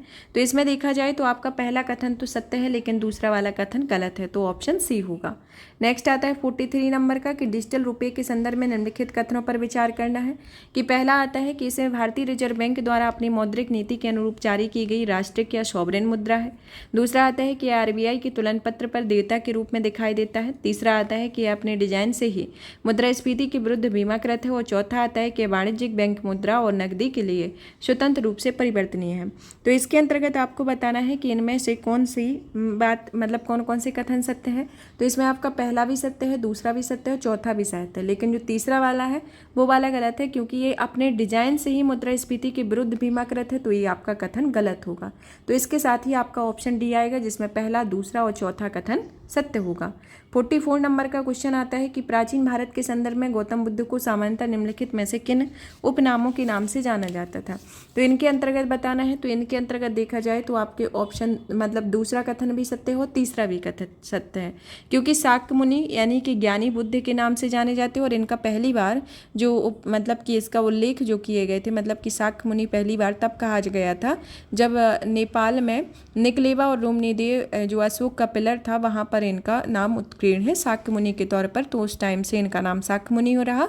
और तथागत जो है, तथागत जब इनका अर्थ होता है जैसे आए वैसे चले गए। तो इनके अंतर्गत मतलब कि कोई कुछ भी लेके जो भी यहाँ का था यहीं छोड़कर चले गए। तो इस तरीके की स्थिति में इनका ये बुद्ध के संदर्भ में दूसरा और तीसरा आता है। और आपका पहला वाला जो है वह न्यायपुत्र जो है वह जैन धर्म से संबंधित है, तो इस कारण से आपका ऑप्शन बी होगा। 45 नंबर का क्वेश्चन आता है, जिसमें पूछा गया है कि निम्नलिखित सूचना पर विचार करना है, जिसमें पुरातात्विक स्थल और राज्य विवरण दिए गए। जिसमें पहला दिया गया है चंद्रकेतुगढ़ उड़ीसा व्यापार बंदरगाह ऐसा है। दूसरा आता है इनाम गाँव महाराष्ट्र ताम्रपाषाण स्थल। तीसरा मंडगू केरल महापाषाण पर्यटन स्थल, चौथा आता है सालीहुंडम आंध्र प्रदेश सलकृत गुफा मंदिर। तो इसके अंतर्गत आपको बताना है कि इनमें से कौन सा सुमेलित है। तो इसमें देखा जाए तो आपका जो ऑप्शन बी है वो सही है, क्योंकि इसमें दूसरा और तीसरा सुमेलित है। लेकिन चंद्रकेतुगढ़ जो है वह चंद्रकेतुगढ़ आपका कहाँ पर है, ये आपका उड़ीसा पश्चिम बंगाल में है। और आपका जो सालीहुंडम जो है वह आपका आंध्र प्रदेश में तो है, लेकिन ये शैलकृत गुफा मंदिर ना होकर यह बौद्ध स्तूप है। तो इस कारण से आपका पहला और चौथा गलत हो जाता है। तो इस कारण से ऑप्शन बी होगा, जो कि दूसरा और तीसरा इसके अंतर्गत सत्य होगा। 46 नंबर का क्वेश्चन आता है कि मध्यकालीन भारत में निम्नलिखित शासकों में से किसने पुर्तगालियों को भटकल में एक किला बनाने की अनुमति दी थी। तो ये किसने अनुमति दी थी, तो यह कृष्णदेव राय ने दी थी। तो ऑप्शन ए होगा। नेक्स्ट क्वेश्चन आता है 47 नंबर का कि कार्नवालिस द्वारा राजस्व संग्रहण के संदर्भ में निम्नलिखित कथनों पर विचार कीजिए। पहला कथन कहता है कि राजस्व संग्रहण की रैयतवाड़ी बंदोबस्त के अधीन किसानों को फसल खराब होने या प्राकृतिक आपदाओं की स्थिति में राजस्व भुगतान से छूट दी गई थी। और दूसरा कथन आता है कि इसमें कि बंगाल स्थायी बंदोबस्त के अधीन यदि जमींदार नियत तिथि पर या उससे पहले राज्य को राजस्व का भुगतान करने में विफल रहता है तो उसे उसकी जमींदारी से हटा दिया जाएगा।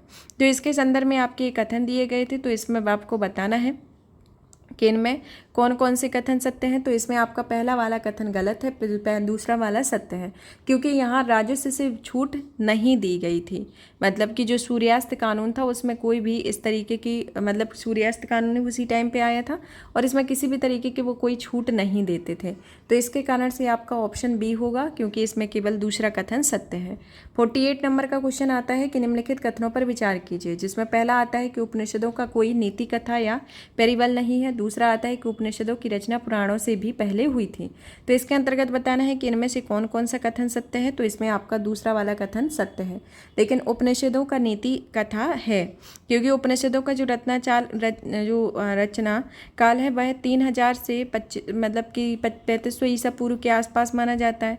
और पुराणों का जो रचना काल है वह 3री से 10वीं शताब्दी के मध्य का माना जाता है।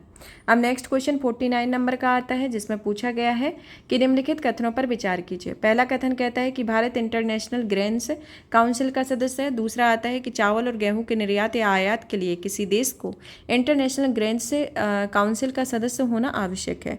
तो इसके अंतर्गत बताना है कि इनमें से कौन से कौन कौन से कथन सत्य हैं। तो इसके अंतर्गत देखा जाए तो आपका पहला वाला कथन सत्य है, क्योंकि इसमें जो इंटरनेशनल ग्रेन्स काउंसिल जो है उसमें टोटल 30 मेंबर है, जिसमें भारत भी इसका सदस्य है। लेकिन ये जो आपका दूसरा वाला कथन है इसमें ये वाला गलत है। तो अब नेक्स्ट क्वेश्चन आता है 50 नंबर का कि यूनेस्को की अमूर्त विरासत की सूची में निम्नलिखित में से कौन सा नवीनतम समावेश था। तो इसमें नवीनतम समावेश जो है वह आपका गरबा है। तो गरबा नृत्य जो अभी हाल ही में आपका शामिल किया गया था। नेक्स्ट आता है 51 नंबर का क्वेश्चन कि निम्नलिखित किसी अर्थव्यवस्था की कुल प्रजनन दर को किस रूप में परिभाषित किया जाता है। तो इसके अंतर्गत आपको बताना है। तो इसके अंतर्गत देखा जाए तो पहला कथन आपका दिया गया है कि ऑप्शन ये दिया गया है कि एक वर्ष में जनसंख्या में प्रति 1000 व्यक्तियों पर जन्म लेने वाले बच्चों की संख्या। दूसरा दिया गया है कि किसी दी गई जनसंख्या में एक दंपत्ति के जीवन काल में उनके जन्मे बच्चों की संख्या। ऑप्शन सी दिया गया है कि जन्म दर घटाव मृत्यु दर। और ऑप्शन डी दिया गया है कि एक महिला की गर्भधारण आयु के अंत तक उनमें जन्मे जीवित बच्चों की औसत संख्या। तो इसके अंतर्गत आपको बताना है। तो इसमें आपका देखा जाए तो आपका ऑप्शन डी होगा, जो कि एक महिला के गर्भधारण आयु के अंत तक उसमें जीवित बच्चों की संख्या होती है। तो इसके संदर्भ में होता है। और टोटल फर्टिलिटी रेट की बात की जाए तो वह 2.1% होती है। 52 का क्वेश्चन आता है कि निम्नलिखित कथनों पर विचार कीजिए, जिसमें पहला कथन कहता है कि भारत में गैर बैंकिंग वित्तीय कंपनियां भारतीय रिजर्व बैंक की चल निधि समायोजन सुविधा विंडो का लाभ उठा सकती हैं। दूसरा आता है कि भारत में विदेशी संस्थागत निवेशक सरकारी प्रतिभूतियों के धारक बन सकते हैं। तीसरा आता है कि भारत में शेयर धारक यानी कि बाजार यानी कि स्टॉक एक्सचेंज ऋणों के लिए पृथक व्यापारिक मंच प्रदान करती है। तो उपयुक्त कथनों में से कौन सा कथन सत्य है, इनके अंतर्गत आपको बताना है। तो इसमें आपको बताएं तो इसके अंतर्गत जो आपका कथन है आपका ऑप्शन सी होगा। तो ऑप्शन सी आएगा। नेक्स्ट क्वेश्चन आता है आपका 53 नंबर का, जिसमें पूछा गया है कि भारत में निम्नलिखित में से कौन कॉरपोरेट बॉन्डों में सरकारी प्रतिभूतियों से व्यापार कर सकते हैं। तो इसमें पहला आता है बीमा कंपनियां, दूसरा पेंशन निधि, तीसरा खुदरा निवेशक। तो इसके अंतर्गत जो देखा जाए तो इसमें तीनों ही आपके आते हैं, सरकारी प्रतिभूतियों में व्यापार कर सकते हैं। तो ऑप्शन डी होगा। नेक्स्ट आता है 54 नंबर का क्वेश्चन कि निम्नलिखित पर विचार कीजिए। पहला आता है कि एक्सचेंज ट्रेडेड फंड, दूसरा आता है मोटर वाहन, तीसरा आता है मुद्रा की अदला बदली। तो उपयुक्त में से किन्हें वित्तीय लिखित या इंस्ट्रूमेंट माना जाता है? तो इसके अंतर्गत देखा जाए तो वित्तीय लिखित और इंस्ट्रूमेंट आपका एक्सचेंज ट्रेड फंड को भी माना जाता है और मुद्रा की अदला बदली को माना जाता है। तो पहला और तीसरा होगा, तो ऑप्शन डी आएगा। नेक्स्ट आएगा आपका क्वेश्चन कि भारतीय अर्थव्यवस्था में सेक्टरों के संदर्भ में निम्नलिखित कथनों पर विचार कीजिए। तो इसके अंतर्गत आपको बताना है। तो इसमें आता है कि कृषि उत्पाद का भंडारण, दूसरा आता है आपका डेयरी फार्म, तीसरा आता है खनिज की खोज और चौथा आता है आपका कपड़ा बुनाई। तो इसके अंतर्गत बताना है कि इसमें कौन कौन से कथन सत्य हैं। तो इसमें देखा जाए तो आपका जो मतलब पहला वाला है वो भी सत्य है, क्योंकि कृषि उत्पाद का जो भंडारण है वह द्वितीयक के अंतर्गत आता है। डेयरी फार्म जो है वह प्राथमिक के अंतर्गत आता है और कपड़ा बुनाई जो है वह द्वितीयक के अंतर्गत आती है। लेकिन जो खनिज की खोज है वो आपकी प्राथमिक क्षेत्रक के अंतर्गत आती है। तो इस कारण से आपके केवल 3 ही कथन इसमें सत्य होंगे। नेक्स्ट आता है 56 नंबर का क्वेश्चन, जिसके अंतर्गत पूछा गया है कि निम्नलिखित सामग्रियों पर विचार कीजिए। पहली आती है कृषि अवशिष्ट, दूसरी आती है मक्का के दाने, तीसरी आती है अवशिष्ट जल शोधन पंख, चौथी आती है कास्ट मिल अपशिष्ट। तो उपयुक्त में से किसका प्रयोग संधारणी विमानन ईंधन के लिए उत्पादन के लिए फीड स्टॉक के रूप में किया जाता है? तो फीड स्टॉक के रूप में किसका उपयोग किया जाता है? तो एक तरीके से देखा जाए तो चारों का उपयोग किया जाता है। तो ऑप्शन सी होगा। 57 नंबर का क्वेश्चन आता है, जिसमें आता है कि निम्नलिखित भारतीय अर्थव्यवस्था में भौतिक पूंजी के संदर्भ में निम्नलिखित कथनों पर विचार कीजिए। जिसमें वस्तु और श्रेणी दी गई है। वस्तु आती है किसान का हल, कार्यशील पूंजी, कंप्यूटर स्थिर पूंजी, बुनकर द्वारा प्रयोग किया जाने वाला सूत स्थिर पूंजी, पेट्रोल कार्यशील पूंजी। तो इसके अंतर्गत आपको बताना है कि इनमें से कौन कौन से कथन सत्य हैं। तो इसमें आपका देखा जाए तो कंप्यूटर जो है वह स्थिर पूंजी है, ये सत्य है, और आपका पेट्रोल जो है वह कार्यशील पूंजी है, ये भी सत्य है। लेकिन एक तरीके से देखा जाए तो आपका किसान का हल जो है वह एक स्थिर पूंजी के अंतर्गत आता है, और बुनकर द्वारा प्रयोग की जाने वाला सूत जो है वह आपका वर्किंग पूंजी के अंतर्गत आता है। तो आपका जैसे पहले का एक दूसरे की ये वाला पहला और तीसरा इंटरचेंज है। तो इसमें केवल 2 ही कथन आपके सत्य हैं, जिसमें दूसरा और चौथा आएगा। नेक्स्ट आता है 58 नंबर का क्वेश्चन, जिसमें पूछा गया है कि निम्नलिखित में से कौन सा शब्द वाक्यांश का उपयोग 3D आभासी दुनिया की एक इंटर ऑपरेबल नेटवर्क, जिसे ऐसे लाखों प्रयोक्ताओं द्वारा एक साथ एक्सेस किया जा सकता है जो आभासी या वर्चुअल वस्तुओं पर संपत्ति के अधिकारियों का प्रयोग कर सकते हैं, को द्योतित करने वाले सर्वाधिक उपयुक्त रूप से किया जाता है? तो इसके अंतर्गत आपको बताना है। तो इसमें जो आपका उत्तर होगा ऑप्शन सी होगा, क्योंकि ये आपका उस टाइम पे काफ़ी टाइम चर्चा में बना रहा है, जो कि आपका वो एक तरीके का आँखों में लगा के वो जो रेप की घटना वाला आया हुआ था, यौन शोषण से रिलेटेड कुछ ऐसा आया था उस टाइम पे करंट अफेयर का। तो ये आपका उसी 3D आभासी दुनिया में चला जाता है इंसान। तो अभी कुछ टाइम पहले 1-1.5 महीने पहले ही ये आपका चर्चा में बना हुआ था। 59 नंबर का क्वेश्चन आता है कि विदेशी बैंकों के साथ व्यापार करते समय भारतीय रिजर्व बैंक द्वारा अधिरोपित नियमों या नियमों के संदर्भ में निम्नलिखित कथनों पर विचार कीजिए। पहला कथन आता है कि भारत में पूर्ण स्वामित्व वाले सहायक बैंकों के लिए कोई न्यूनतम पूंजी की आवश्यकता नहीं है। दूसरा आता है कि भारत में पूर्ण स्वामित्व वाले सहायक बैंकों के लिए बोर्ड सदस्यों में कम से कम 50% भारतीय नागरिक होने चाहिए। तो इसके अंतर्गत आपको बताना है कि इनमें से कौन कौन से कथन सत्य हैं। तो इसमें देखा जाए तो आपका ऑप्शन डी होगा, क्योंकि ना इसमें पहला कथन सत्य है और ना ही दूसरा कथन इसके अंतर्गत सत्य है, क्योंकि इसमें 50% होने ही चाहिए बैंक नॉलेज वाले। तो इसमें आपका दोनों ही कथन इसके अंतर्गत आपके असत्य हैं। तो ऑप्शन डी होगा। नेक्स्ट क्वेश्चन आता है 60 नंबर का कि भारत में निगमित सामाजिक उत्तरदायित्व नियमों के संदर्भ में निम्नलिखित कथनों पर विचार कीजिए। पहला आता है कि CSR नियम विनिर्दिष्ट करते हैं कि सीधे कंपनी अथवा इसके कर्मचारियों को लाभ पहुंचाने वाले व्यय को CSR कार्यकलाप के रूप में नहीं माना जाएगा। दूसरा आता है कि CSR नियम CSR कार्यकलापों पर होने वाले न्यूनतम व्यय को विनिर्दिष्ट नहीं करते हैं। तो इसके अंतर्गत आपको बताना है। तो इसमें आपका पहला वाला कथन सत्य है, दूसरा वाला कथन गलत है, क्योंकि CSR को कंपनी अधिनियम 2013 के अंतर्गत लाया गया था, और जिसमें जिन कंपनियों को कुल संपत्ति 500 करोड़ या उससे अधिक होती है वह कंपनी अधिनियम को पिछले 3 वर्षों के अपने औसत का शुद्ध लाभ का 2% CSR गतिविधियों पर खर्च करने के लिए प्रोत्साहित करता है। तो इसके संदर्भ में ये आता है। अब आता है 61 नंबर का क्वेश्चन, जिसमें पूछा गया है कि विकिरण समस्थानिकों ताप विद्युत जनरेटरों के संदर्भ में निम्नलिखित कथनों पर विचार कीजिए। पहला आता है कि RTG लघु विखंडन रिएक्टर है।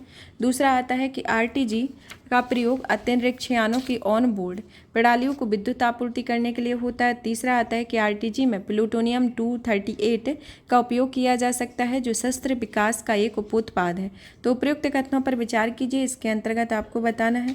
तो इसके अंतर्गत देखा जाए तो आपका जो कथन मतलब कि जो दूसरा और तीसरा है वो सत्य है, क्योंकि जो आरटीजी है वह एक तरीके से टेम्परेचर डिफरेंस पर काम करता है, ना कि लघु विखंडन रिएक्टर पर। तो ऑप्शन आपका ऑप्शन बी होगा। नेक्स्ट आता है 62 नंबर का क्वेश्चन कि निम्नलिखित कथनों पर विचार कीजिए। पहला कथन आता है कि बृहद तारे वामन तारों की तुलना में अधिक समय तक अस्तित्व में बने रहते हैं। दूसरा कथन आता है कि वामन तारों की तुलना में बृहद तारे में नाभिकीय अभिक्रियाओं की उच्चतर दर होती है। तो इसके अंतर्गत बताना है कि उपयुक्त कथनों में से कौन कौन से कथन सत्य हैं। तो इसमें देखा जाए तो आपका पहला कथन सत्य नहीं है, लेकिन दूसरा कथन सत्य है, तो ऑप्शन डी होगा। नेक्स्ट आता है आपका क्वेश्चन कि 63 नंबर का कि निम्नलिखित में से कौन सा मानव शरीर में संश्लेषित होता है और रक्त वाहिकाओं को विस्फारित करता है और रक्त प्रवाह को बढ़ाता है। तो ये क्या होता है? ये आपका होता है नाइट्रिक ऑक्साइड। नाइट्रिक ऑक्साइड जो होता है इस तरीके से होता है। नेक्स्ट आता है 64 नंबर का कि निम्नलिखित गतिविधियों पर विचार कीजिए। पहला कि विमानपत्तनों और विमानों के यात्रियों के पास मौजूद स्वापक पदार्थों की पहचान है। दूसरा आता है कि वर्षण का मॉनिटरिंग है। तीसरा आता है पशुओं के प्रवास पर नज़र रखना। तो उपयुक्त में से किन पर गतिविधियों में रेडारों का उपयोग किया जाता है? तो इस रेडारों का सभी तीनों में उपयोग किया जाता है, तो ऑप्शन सी होगा। 65 नंबर का क्वेश्चन आता है कि निम्नलिखित विमानों पर विचार कीजिए। पहला आता है राफेल, दूसरा आता है मिग 29, तीसरा आता है तेजस MK फर्स्ट। तो उपयुक्त में से 5वीं पीढ़ी के लड़ाकू विमान कौन कौन से हैं?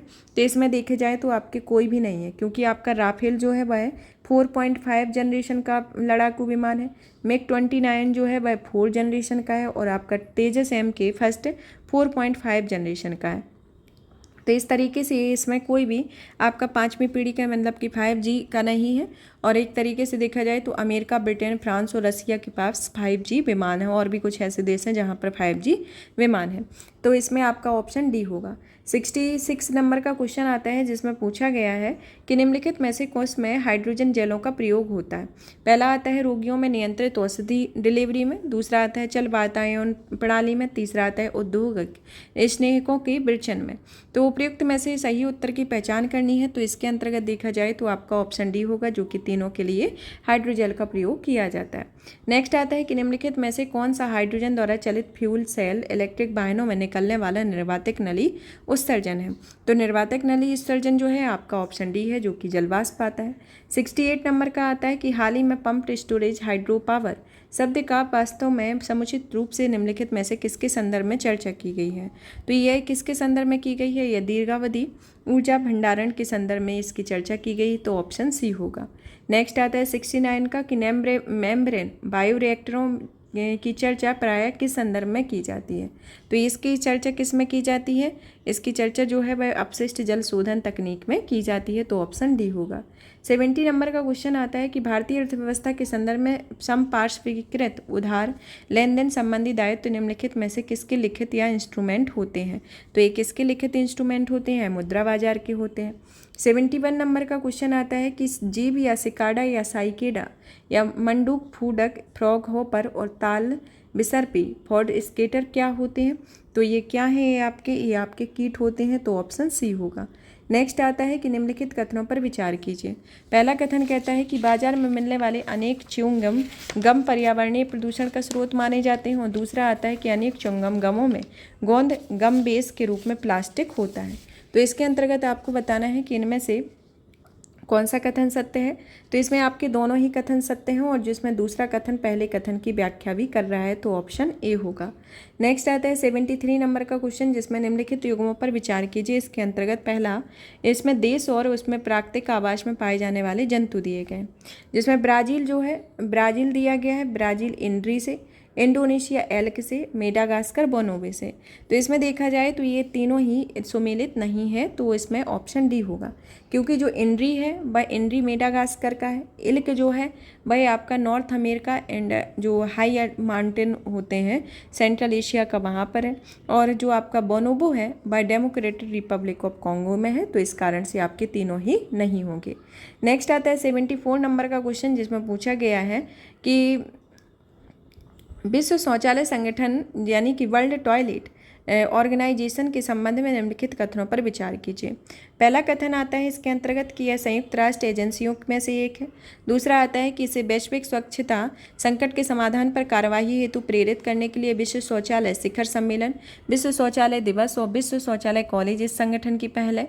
तो ऑप्शन सी या तीसरा कथन आता है कि इसमें कार्यों का मुख्य लक्ष्य कम विकसित देशों और विकासशील देशों को खुले में शौच की समाप्ति के लक्ष्य की प्राप्ति के लिए निधि प्रदान करना है। तो इसके अंतर्गत आपको बताना है कि इनमें से कौन कौन से कथन सत्य हैं। तो इसमें कौन कौन से कथन सत्य हैं, तो इसके अंतर्गत देखा जाए तो आपका 2 कथन इसमें सत्य हो सकते हैं। आप तो एक तो पहला वाला कथन सत्य हो सकता है और आपका दूसरा वाला भी, तो आपको दोनों को ही मानना है। तो इसमें आपका कौन सा ऑप्शन ए मतलब दूसरा और तीसरा, तो दूसरा और तीसरा है क्योंकि ये संयुक्त राष्ट्र की एजेंसियां नहीं है बल्कि ये विश्व शौचालय संगठन एक वर्ल्ड टॉयलेट ऑर्गेनाइजेशन एक ग्लोबल नॉन प्रॉफिट कमिटेड है जो कि 19 नवंबर 2001 का इसका गठन किया गया था। और इसे वर्ल्ड इसके मतलब कि इसके जो वर्ल्ड टॉयलेट डे और वर्ल्ड टॉयलेट समिट को 2001 में स्थापित किया गया था और 2005 में वर्ल्ड टॉयलेट कॉलेज को स्थापित किया गया था इसके संदर्भ में। तो ये अलग अलग टाइम पे इनका स्थापना हुई थी। तो इस कारण से आपका दूसरा तीसरा मतलब कि इसमें आपका ऑप्शन ए भी हो सकता है और ऑप्शन डी भी हो सकता है, तो इसमें थोड़ा कन्फ्यूजन है। नेक्स्ट आता है 75 नंबर का क्वेश्चन कि निम्नलिखित कथनों पर विचार कीजिए। पहला आता है कि सह की कोई विशेष प्रजनन ऋतु नहीं होती है। दूसरी आती है कि अधिकांश अन्य बड़ी बिल्लियों से भिन्न चीता दहाड़ता नहीं है। तीसरा आता है कि नर सिंह से भिन्न नर तेंदुए गंध चिन्ह द्वारा अपना क्षेत्र घोषित नहीं करते। तो इसके अंतर्गत आपको बताना है कि कौन कौन से कथन सत्य हैं। तो इसमें पहला और दूसरा कथन सत्य हैं, तो ऑप्शन ए होगा। 76 नंबर का क्वेश्चन आता है कि निम्नलिखित में से कौन सा हर 100 मिलियन किसानों का सही विवरण है, इनके संदर्भ में आपको बताना है।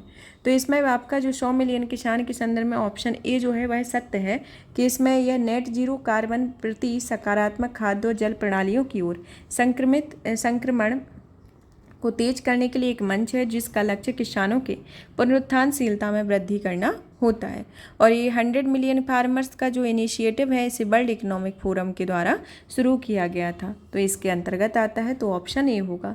नेक्स्ट क्वेश्चन आता है 77 नंबर का कि निम्नलिखित पर विचार कीजिए, जिसमें बैटरी भंडारण, बायोमास जनरेटर, ईंधन सेल, रूफटॉप सौर प्रकाश वोल्टीय यूनिट, तो उपयुक्त में से कितने वितरित ऊर्जा संसाधन माने जाते हैं। तो इसके अंतर्गत देखा जाए तो आपके वितरित ऊर्जा संसाधन में चारों ही माने जाते हैं, लेकिन आपका ये जो आपका रूफटॉप सौर प्रकाश वोल्टीय यूनिट है इसमें थोड़ा कन्फ्यूजन है, क्योंकि आपका पहला दूसरा तीसरा जो है इसमें तो आप मतलब कि वितरित कर सकते हैं, लेकिन रूफटॉप तो आपका छतों पर लगाया जाता है, लेकिन उसमें किस तरीके से वितरण होगा तो ये थोड़ा डायलमा वाला है। तो आप तीसरा भी मान सकते, तीसरा तो 3 तो इसमें आपके श्योर है, लेकिन ये चौथा वाला थोड़ा श्योरिटी वाला नहीं लगता है। तो ये आपकी जब फाइनल आंसर की आएगी तभी क्लियर होगा, तो आपको इनमें से इनको मान के चलना है। 78 नंबर का क्वेश्चन आता है कि निम्नलिखित में से कौन सा वृक्ष एक ऐसे कीट के साथ एक अद्वितीय संबंध को दर्शाता है जो इस वृक्ष के साथ सह विकसित होता है और वह एकमात्र कीट है जो इस पेड़ को परागित कर सकता है। तो ये जो कीट है वह कौन सा होगा, तो ये आपका अंजीर होगा, तो ऑप्शन ए होगा। नेक्स्ट आता है कि निम्नलिखित पर विचार कीजिए, जिसमें पहला आता है तितली, दूसरा मत्स्य, तीसरा होता है मेढक। तो उपयुक्त में से किस में विषाक्त जातियां हैं। तो विषाक्त जातियों के संदर्भ में देखा जाए तो इसमें तीनों ही जो हैं वह विषाक्त जातियां आती हैं, क्योंकि कुछ मेढक भी होते हैं जो विषाक्त तरीके के होते हैं, कुछ मछलियाँ भी होती हैं जिनका देखा जाए तो जापान में कुछ मछलियाँ ऐसी होती हैं जिनको खाने से कई लोग मरते हैं, लेकिन यह है कि इनका एक अलग ही ट्रेंड चलता है तो लोग उनको खाते भी हैं। तो इनमें तीनों ही जो विषाक्त प्रजातियों के संदर्भ में आती हैं, पूरी नहीं लेकिन कुछ कुछ आती हैं। नेक्स्ट आता है क्वेश्चन 80 नंबर का कि निम्नलिखित पर विचार करना है। पहला आता है काजू, दूसरा आता है पपीता, तीसरा आता है रक्त चंदन यानी कि रेड सैंडल। जो प्रयुक्त में से किसी वृक्ष वास्तव में भारत में देशीय वृक्ष है। तो देशीय वृक्ष की बात की जाए तो इसमें केवल एक होगा, तो वो आपका रेड सैंडल होगा, क्योंकि काजू भी यहाँ का नहीं है। पपीता जो है वह विवादित है, तो आपका रेड सैंडल भारत का माना जाता है।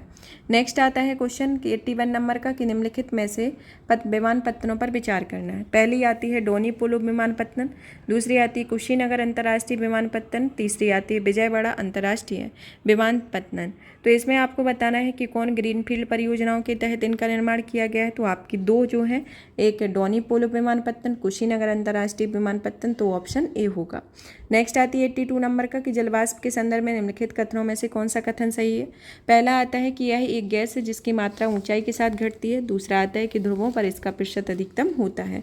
तो इसके अंतर्गत देखा जाए तो आपका जो उत्तर होगा ऑप्शन ए होगा, तो कि इसमें ऑप्शन एक आएगा, केवल एक सही होगा। 83 नंबर का क्वेश्चन आता है कि निम्नलिखित विवरण पर विचार कीजिए। पहला आता है कि यह तापमानों की वार्षिक व दैनिक सीमा निम्न है। दूसरा आता है कि वर्ष भर वर्षण होता है। तीसरा आता है कि वर्षण में भिन्नता 50 सेंटीमीटर से 250 सेंटीमीटर के मध्य होती है। तो इसमें आपका ऑप्शन डी होगा, समुद्री पश्चिमी तटीय जलवायु इसके अंतर्गत आएगा, तो ऑप्शन डी आएगा। 84 नंबर का क्वेश्चन आता है कि कोरियोलिसिस बल के संदर्भ में निम्नलिखित कथनों पर विचार कीजिए, मतलब कि सही कौन से हैं उसके अंतर्गत बताना है। पहला आता है कि यह पवन वेग से वृद्धि के साथ बढ़ता है। दूसरा आता है कि यह ध्रुवों पर सर्वाधिक है और भूमध्य रेखा पर विद्यमान नहीं होता। तो उपयुक्त कथनों में से कौन से कथन सत्य हैं, तो इसके अंतर्गत देखा जाए तो दोनों ही कथन सत्य हैं कि यहाँ पवन वेग के साथ वृद्धि बढ़ती है और ध्रुवों पर यह सर्वाधिक होता है, भूमध्य रेखा में यह विद्यमान नहीं होता है। क्योंकि एक तरीके से देखा जाए तो 5 डिग्री नॉर्थ और 5 डिग्री साउथ के अंतर्गत कि एक सीमा में कोई भी साइक्लोन नहीं आते हैं। अब आता है 85 नंबर का क्वेश्चन कि प्रत्येक वर्ष 21 जून को निम्नलिखित में से किस अक्षांश या किन अक्षांशों पर 12 घंटे से अधिक समय का सूर्य का प्रकाश विद्यमान रहता है। तो सूर्य का प्रकाश किस किस पर विद्यमान रहता है, तो इसमें आपका जो देखा जाए तो आपका कर्क रेखा पर रहता है और उत्तरी ध्रुवीय यानी कि आर्कटिक वृत्त पर रहता है। तो इसमें ऑप्शन डी आपका आएगा, तो ऑप्शन डी होगा 2 और 4। नेक्स्ट आता है 86 नंबर का क्वेश्चन कि निम्नलिखित क्षेत्रों में एक में विश्व की सबसे बड़ी उष्णकटिबंधीय पीठभूमि है जो जीवाश्म ईंधन से होने वाले लगभग 3 वर्ष के वैश्विक कार्बन उत्सर्जन को धारण करता है और जिसके संभाव्य विनाश से वैश्विक जलवायु पर प्रतिकूल प्रभाव पड़ सकता है। तो निम्नलिखित में से कौन सा उस क्षेत्र को द्योतित करता है, तो इसके अंतर्गत आपको बताना है। तो इसमें आपका जो आता है कांगो बेसिन, तो ऑप्शन बी होगा। नेक्स्ट आता है 86 नंबर का क्वेश्चन कि कई उपभोक्ता उत्पादों के निर्माण के लिए प्रयुक्त होने वाले परफ्लोरो एल्किन और पॉलीफ्लोरोओरेकल पदार्थों के संदर्भ में निम्नलिखित कथनों पर विचार कीजिए। तो इसके अंतर्गत पहला दिया गया है कि PFAS पेयजल खाद्य और खाद्य पैकेजिंग सामग्रियों में व्यापक रूप से पाए जाते हैं। दूसरा आता है कि PFAS पर्यावरण में आसानी से निम्नीकृत नहीं होते हैं। तीसरे आते हैं कि PFAS लगातार संपर्क में परिणाम स्वरूप जंतुओं के शरीर में जैव संचय हो सकता है। तो इसके अंतर्गत आपको बताना है। तो इसमें देखा जाए तो ऑप्शन डी होगा, क्योंकि इसमें तीनों ही कथन इसके सत्य हैं। 88 नंबर का क्वेश्चन आता है कि निम्नलिखित पर विचार करना है, जिसमें पहला आता है कैराबिड बीटल्स, दूसरा आता है कांतर या सैंडपीट्स आता है, तीसरा आता है मक्खियाँ, चौथी आती है दीमक, पांचवी आती है बर्र या बास्पर्स। तो इसके अंतर्गत बताना है कि कौन कौन सा होगा। तो इसमें आपकी मक्खी अकेली नहीं आएगी और ये 4 आएंगे, तो ऑप्शन सी होगा। नेक्स्ट आता है 89 नंबर का क्वेश्चन, जिसमें पूछा गया है कि निम्नलिखित पौधों पर विचार कीजिए, जिसमें मूंगफली, फुकुलथी या हार्स ग्राम और सोयाबीन दिया गया है। तो उपयुक्त में से कितने मटर कुल फैमिली के हैं, तो इसके अंतर्गत आपको बताना है। तो मटर कुल फैमिली के अंतर्गत कौन कौन से आते हैं, तो मटर कुल फैमिली के अंतर्गत देखा जाए तो आपके इसमें ऑप्शन ए होगा। मटर कुल फैमिली में आपके ऑप्शन सी आएगा, क्योंकि इसमें तीनों ही आते हैं, मूंगफली भी आती है, कुल्थी भी आती है और सोयाबीन भी आती है। नेक्स्ट आता है 90 नंबर का क्वेश्चन कि निम्नलिखित कथनों पर विचार कीजिए। पहला कथन आता है कि इंडियन फ्लाइंग फॉक्स को वन्य जीव संरक्षण अधिनियम 1972 के अधीन पीड़क जंतु की श्रेणी में रखा गया है। दूसरा आता है कि इंडियन फ्लाइंग फॉक्स अन्य जंतुओं का रक्त पीता है। तो उपयुक्त कथनों में से कौन सा कथन सत्य है, तो इसमें आपका देखा जाए तो आपका पहला वाला कथन सत्य है, लेकिन दूसरा असत्य है। तो इस कारण से ऑप्शन सी होगा। नेक्स्ट आता है क्वेश्चन 91 नंबर का कि निम्नलिखित कथनों पर विचार कीजिए। कथन पहला कहता है कि पार्थिव विकिरण की तुलना में आगामी या इनकमिंग विकिरण से वायुमंडल अधिक गर्म हो जाता है। दूसरा कथन आता है कि वायुमंडल में कार्बन डाइऑक्साइड और अन्य ग्रीन हाउस गैसें दीर्घ तरंग विकिरण में अच्छे अवशोषक होते हैं। तो उपयुक्त कथनों में से निम्नलिखित में से कौन सा कथन सही है, तो इसके अंतर्गत आपको बताना है। तो इसमें देखा जाए तो आपका पहला कथन सही नहीं है, लेकिन दूसरा कथन सत्य है। तो इस कारण से ऑप्शन डी होगा। नेक्स्ट आता है 92 नंबर का क्वेश्चन कि निम्नलिखित में से कथनों पर विचार करना है। पहला कथन आता है कि महासागर इन्वेस्ट है पर क्षोभमंडल की मोटाई ध्रुवों की तुलना में बहुत अधिक है। दूसरा आता है कि भूमध्य रेखा पर प्रबल संवहनी धाराओं का ऊष्मा को अधिक ऊंचाई तक ले जाया जाता है।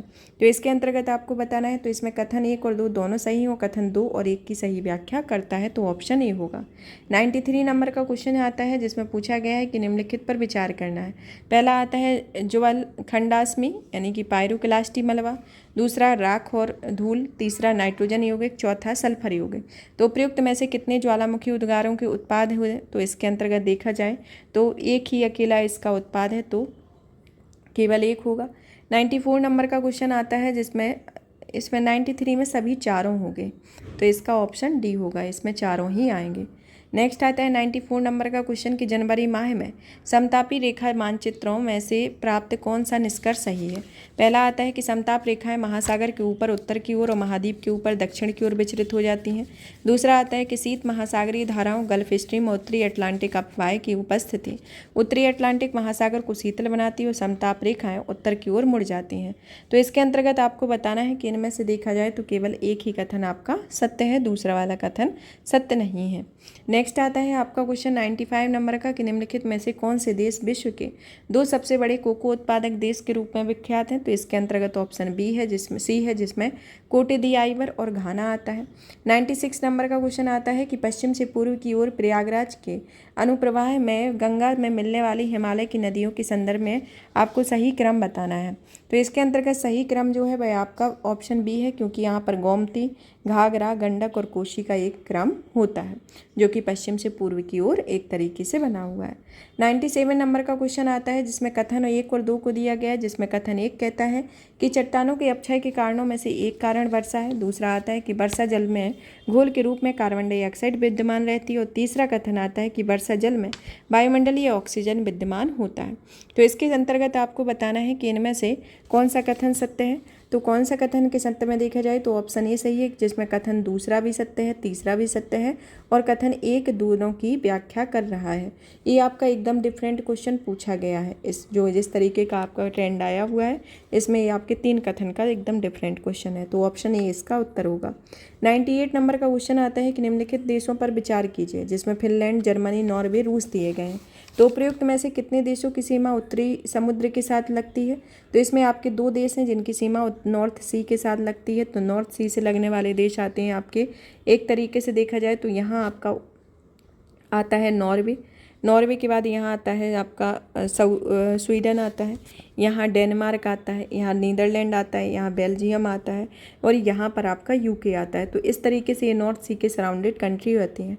तो प्रेजेंट में देखा जाए तो इसमें ना फिनलैंड आता है ना ही रूस आता है, तो इसमें 2 कंट्री आती हैं, जर्मनी और नॉर्वे। 99 नंबर का क्वेश्चन आता है इसके अंतर्गत कि निम्नलिखित कथनों पर विचार कीजिए, जिसमें जलप्रपात क्षेत्र और नदी दिए गए। जलप्रपात जो है धुआंधार आपका मालवा नर्मदा में, दूसरा हुनरू, छोटा नागपुर स्वर्ण रेखा और तीसरा गोरसोपा पश्चिमी घाट नेत्रवती। तो इसके अंतर्गत आपको बताना है कि इनमें से कौन सा कथन सत्य है। तो इसमें देखा जाए तो आपका जो कथन है से केवल एक ही कथन सत्य है, क्योंकि धुआंधार जो है वह आपका मालवा के पठार में नहीं आता है, जो कि सतपड़ा रेंज में आपका आता है, और जो छोटा नागपुर का पठार है वह हुनरू जलप्रपात इसके अंतर्गत आता है। तो इसमें आपके एक ही आपका सही है और दूसरा वाला आपके 2 जो हैं वह गलत है, तो ऑप्शन ए होगा। नेक्स्ट आता है 100 नंबर का क्वेश्चन कि निम्नलिखित सूचना पर विचार करना है, जिसमें आपके क्षेत्र और ये दिए गए हैं पर्वत श्रृंखला का नाम और पर्वतों के प्रकार। तो इसमें आपको सम्मिलित करना है, जिसमें मध्य एशिया में मध्य एशिया के अंतर्गत आपका बॉर्सेज, फिर आता है इसके अंतर्गत आपका यूरोप में आल्प्स, उत्तर अमेरिका में अपलेशियन और दक्षिण अमेरिका में एंडीज। तो इसके अंतर्गत जो आपके 2 जो हैं वह सत्य हैं, 2 गलत हैं, तो इसमें ऑप्शन बी होगा। तो इसमें ऑप्शन बी है। तो अब इसमें जो देखा जाए तो जो बॉर्सेज जो है वो एक तरीके से आपका ब्लॉक पर्वत है, तो और जो आपका ये आल्प्स जो है वह है आपका बलित पर्वत है। तो ये एक दूसरे से इंटरकनेक्टेड है, लेकिन ये जो आपके नीचे के 2 हैं वह सत्य हैं।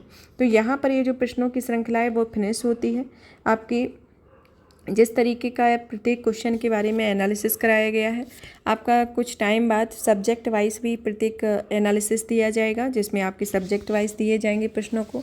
आप इस सेशन को ज़्यादा से ज़्यादा शेयर करें, वीडियो को लाइक करें, चैनल को सब्सक्राइब करें। धन्यवाद।